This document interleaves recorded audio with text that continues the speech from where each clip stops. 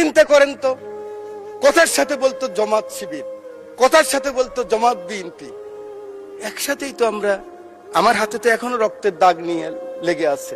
এই মতিঝিলে 19 দিন ছিলাম রিমান্ডের মধ্যে। শুনে যাবেন কেন আমরা ছোট করার চেষ্টা করতেছি? সবার গায়ে আর লাগে। কত যুদ্ধ, কথাগুলো শুনে যান সবাই। আর কত তর্ক, আর কত বিতর্ক, আর কত ছোট করা। এই সংসদটাকে আসুন না সকলে মিলে, সকলের সংসদ, আকাঙ্ক্ষার সংসদ, বাংলাদেশের 16 কোটি 17 কোটি মানুষ যে সংসদ চায়। আমি এখানে যত কথাই বলি, আমি মনে করি আপনাকে ঘায়েল করেছি, আপনি মনে করেন আমাকে ঘায়েল করেছেন, কিন্তু বাংলার কৃষক, বাংলার শ্রমিক, বাংলার জেলে সে কিন্তু বোঝে আমার কথা সঠিক না আপনার কথা সঠিক। পরের জন্য যুদ্ধ করেছি অনেক, এবার তোমার আর আমার যুদ্ধ। যদি বলো এত যুদ্ধ করে কি পেয়েছি? তিউনিসিয়ায় পেয়েছি জয়, উগান্ডায় পেয়েছি জনগণের ভালোবাসা, আর প্রতিবেশী বার্মায় পেলাম ঘরে ফেরার তাগাদা।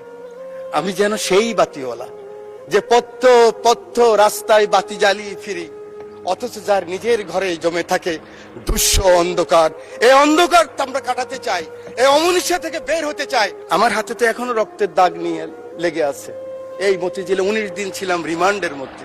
মানুষ আর এই হিংসা প্রতিহিংসা আর দেখতে চায় না। আমার মহাসচিব মহোদয় এখানে বসা আছেন, মনোযোগ দিয়ে।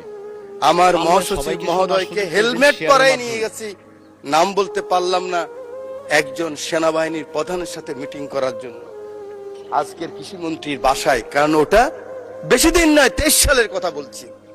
জীবনের বাজি নিয়েই কথাগুলি করেছি আমরা।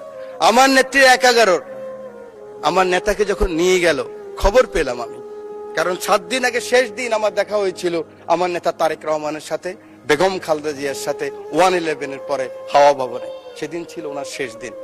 খবর পেলাম ওনাকে নিয়ে গেছে, ঢুকে গিয়েছে। 196 জন এমপি ছিল এই পার্লামেন্টে, আমি ঢুকেছি। আমার নেত্রীকে দেখেছি একজন মা, তার সন্তানের জন্য কি আকুতি, কি কান্না, কি বেদনা বিধুর আমি দেখেছি। আমি সেই কথা মনে রাখতে চাই। আজকে আমরা অনেকে আছি দল বদ নির্বিশেষে, কিন্তু ষড়যন্ত্র বন্ধ হয়নি।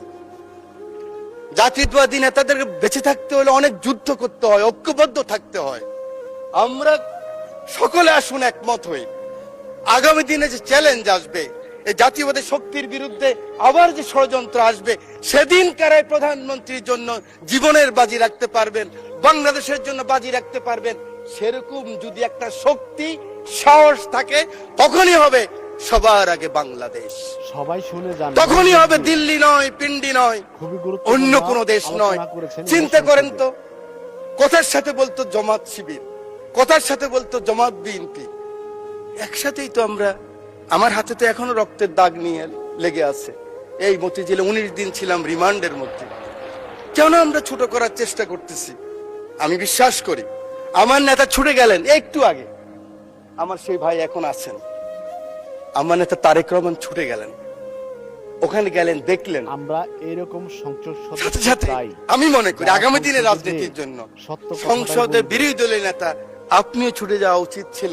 আমি জানি না আমার কথা কিভাবে নেবেন, যে মাননীয় সংসদ নেতা, আমি শুনেছি, আমি উপস্থিত ছিলাম, কারণ ওনার পিছনে আমি ছিলাম। আপনি গিয়েছেন, উনি বলেছেন আপনার কিছু প্রয়োজন লাগলেও আমাকে বলবেন। এভাবেই রাজনীতিটাকে আমরা এগিয়ে নিতে হবে। বাংলাদেশের মানুষের আকাঙ্ক্ষা এই রাজনীতি। মানুষ আর এই হিংসা প্রতিহিংসা আর দেখতে চায় না। বক্তব্য আমি শেষ